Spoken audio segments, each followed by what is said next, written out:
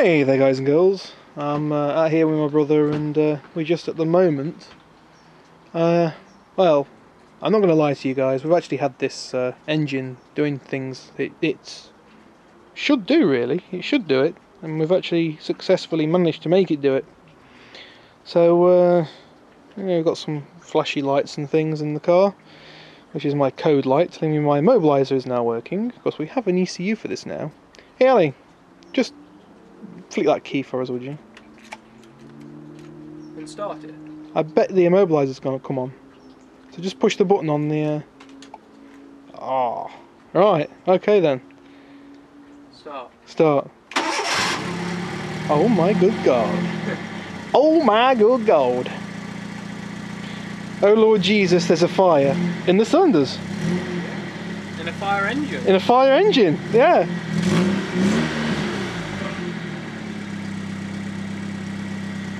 Look at the business end. It's steaming a bit because I've been cooling it down with the hose pipe.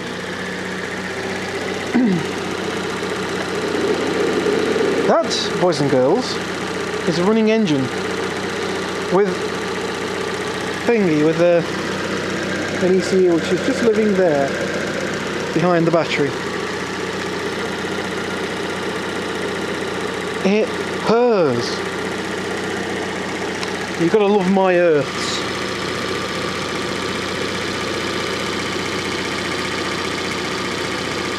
That's my earth to this lift pump here, which is constantly topping up that swirl pot there. And you'll notice my lovely wiring here. That's because some clever guy actually put the cables on back to front. That's why it wasn't running. Oh, and look at my earth. My earth is amazing. That's currently temporarily being my earth for the fuel pump.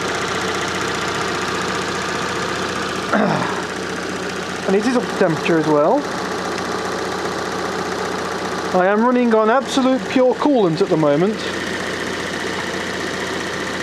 So it's just absolute pure this stuff. Is it? Yeah.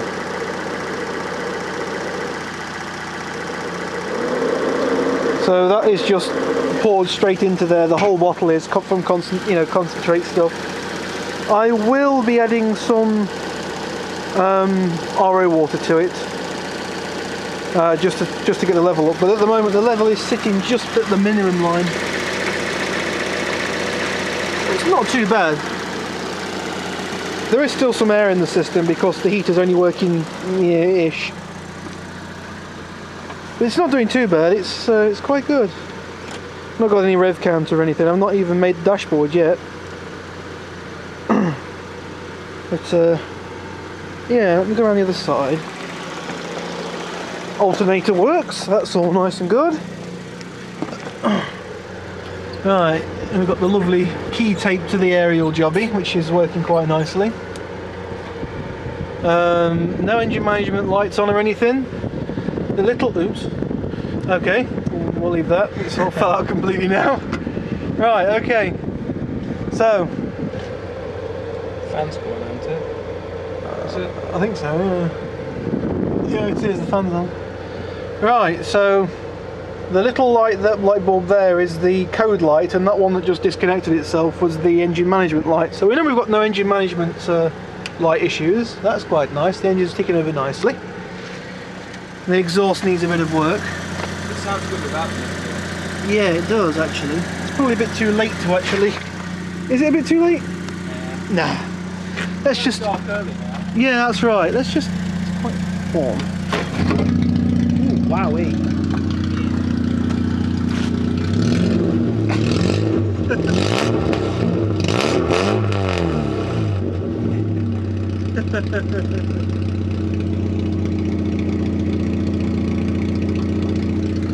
Sounds good without the exhaust on.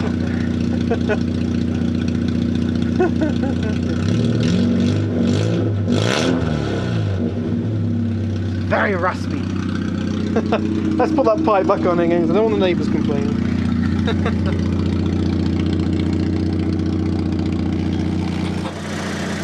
Amazing how much difference it makes.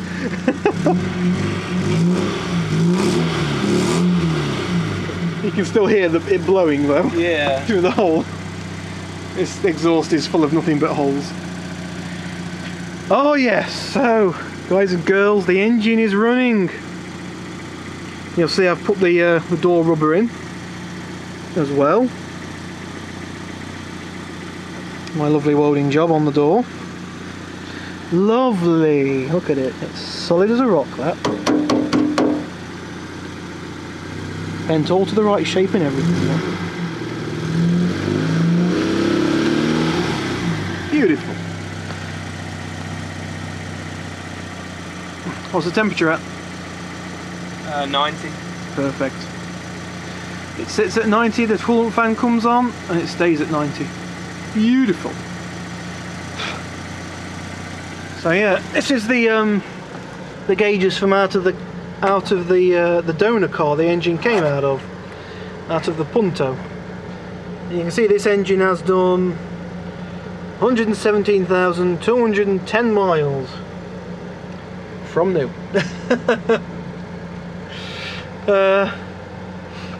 And what I want to do is I want to get that rev counter somewhere mounted in the replacement dashboard, which I'm building for the car. I'm going to build a whole full custom dashboard. You heard me talking about it in the other video.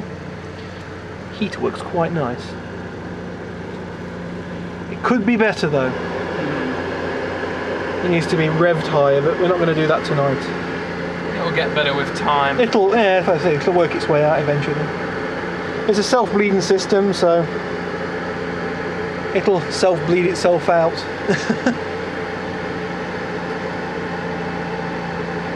This is good. I need to start fitting all the stuff in here now. Well, my mirror can go back in, and my my thing is, I'm not going to bother putting the roof lining back in again. I won't bother doing that. Oh, I need to put all the seat belts back in again, and the rear bench seat needs to go back in. Otherwise it won't pass an MOT because the seat belts are still plugged in. I just like how easy it starts. I know, it's great, isn't it? Do you know that'll start like that even when it's freezing cold? Yep. Screw you, carburetors. That's how we like it. I love the throttle response on this engine. The throttle response, yeah, it's amazing.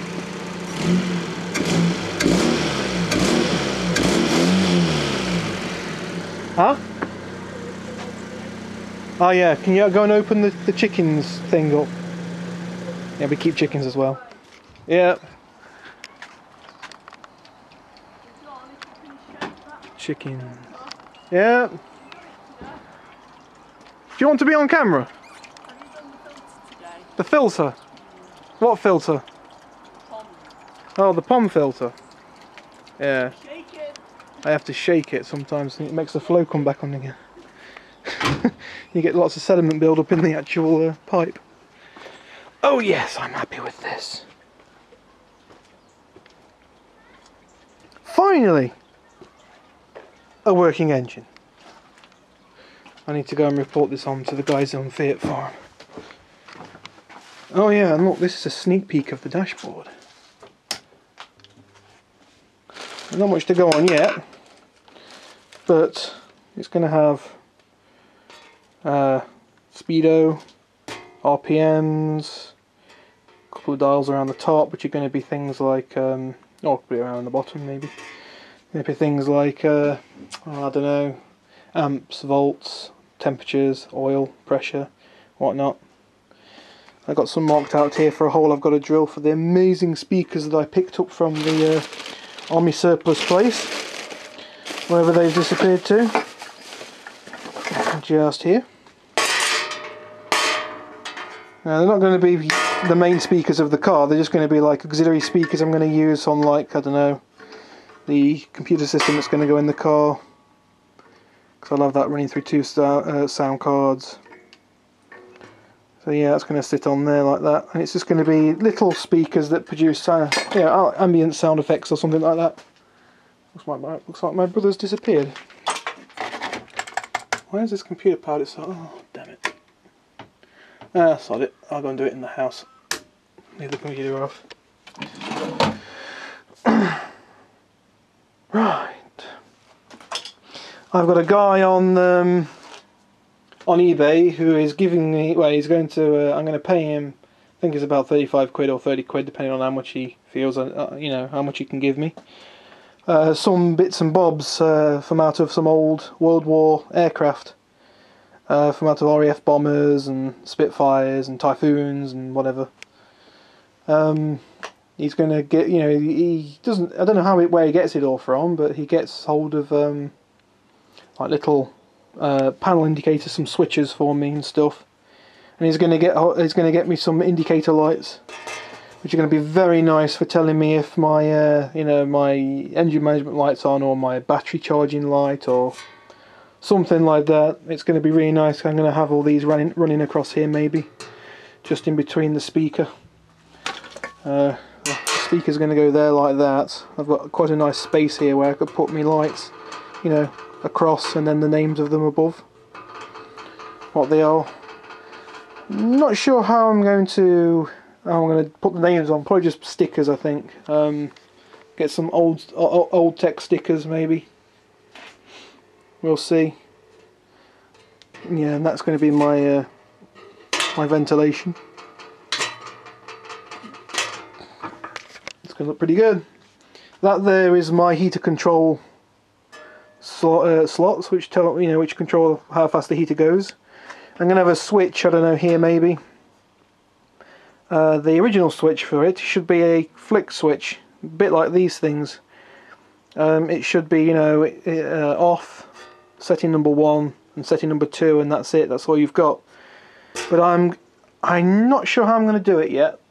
I don't know if I'm going to have the fan PWM controlled, or if I'm just going to run it normally through the two settings and just have it so it's either. But I'm going to put it through a rotary switch. In fact, I've got some really nice rotary switches in here. I've got some really goodies, real nice goodies in here actually. Compressed air switch. Don't need that. Picked up some nice signs. Look. Operate starting to generator speed builds up, and there's a couple in here that tells you the door must be closed. Where's the other one? I've got another one in here. There you go. Door must be closed and secured correctly before operating the main circuit breakers, which I thought was quite nice. You could just stick those on the two doors, and then that just above the ignition barrel. That could actually go just there, maybe, because the ignition switch is just going to be here. Hence the cutout for it. And thankfully, none of that is sharp, which is nice. So yeah, that could go there like that. Ah, the world's my oyster. That's the best thing about when you customly make something. You can just make it however the hell you want to. Got some new belts as well. They were being thrown out, and they look about the right size for a Fiat Panda. They won't fit this car, but they'll definitely fit my other one. So hopefully I'll never have to buy a belt for it again. Smoke alarm. Don't know why that's in the bag. Cigarette lighter. A light from off a street lamp. There's my other speaker surround. And my other speaker.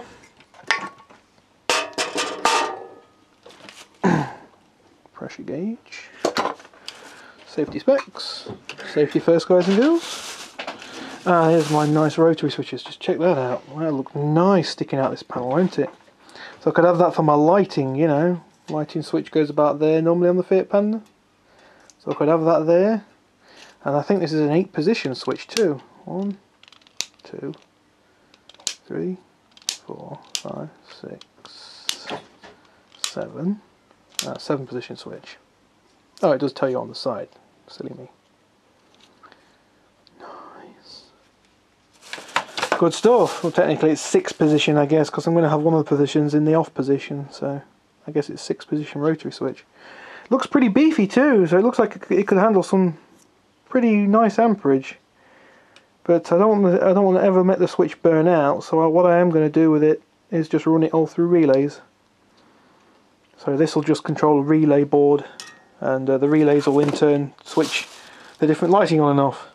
I could have it so that setting number 1 like that is lights off. Oh, I could have it pointing upwards. Yeah, that's better. So that'd be off. That'd be side lights. That'd be main lights, so that's my dipped beam, as well as side lights. I could have that as, I don't know, spotlights number 1, along with all my other lighting. Spotlights number 2, I could have a different set of spotlights, more lights, and then back to off again. Or I could just use another switch. I have a nice switch here as well. Only a little tiddler, but that one would be nice as the heater switch. This is a 3-position. 1, 2. Oh, it's a 2-position then. It's 3-position because you've got 3. Even though it's got 10 positions on the actual thing, I just don't know how you go into that. I'm not too up on these things actually, but it's got many positions. I don't know if you can make it rotate around a lot more. Maybe that won't go any more that way, and that won't go any more that way. So it does look like it's only a 2-position, 3-position, whatever. But it's got 12. Maybe they go and do different things. I need to get the multimeter on it, and or the continuity meter on it, and check, see what they all do. It even came with the screws, which is quite nice. So that can be mounted straight into the panel, that can. That looks sweet. I've picked up this thing as well, which is old number plate lights from off, I don't know, a Morris maybe, or some other British car, old British car. But I was thinking to myself, that would make quite a nice instrument panel light for, you know, just shining down onto all the switches and stuff. Old school. You know, back in the days before before backlit instruments. So I think that would look quite pretty, that. Pretty. Yeah, whatever. Another belt. Like I said, I was chucking a few of these out, so I just grabbed a handful of them and then ran. No, I didn't run. I just grabbed a handful of them. I think they're a different size, but the alternators on these Fallout Pandas, they do stretch quite a lot, so they probably compensate. What else have we got? Oh, I picked up these guys here. These are traffic lights. Not sure what kind of traffic lights they're for, but they're traffic light lighting, funnily enough. And they're quite bright. I've only ever tested them on 12 volts. What voltage is this drill? It's 18. Let's just stick a couple on that and see what happens. Trying to do this with one hand is not easy. And I really don't want to cross these wires over. Oh, I'm going to try and move all the time. Right, you stay there. Stay. And you...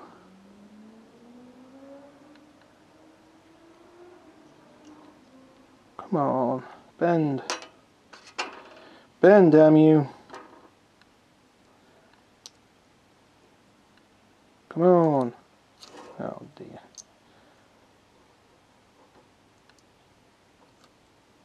Oh, there we go. As you can see, they're pretty bright. And I personally think they would make pretty sweet brake lights. They are quite bright, it's making the outside light up. Yeah, I think they would make sweet brake lights if I was to mount those in the roof rack at the top, when I put the roof rack on that, and have them at each side of the car. They would make very, very good brake lights. Or, what I could do with them is go inside there and wire in a twin bulb system and have them as tail/stop lights. So you know, you have the twin filament bulbs in them. One of those where you have the 2 filaments. I don't know how that's coming out on the camera. Oops. Yeah, 2 filaments in it.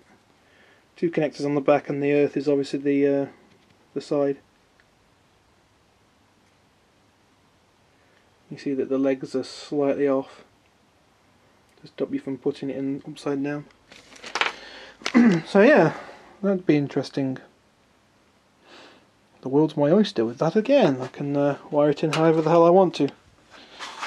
And I'm pretty sure auxiliary lighting is legal on cars as well.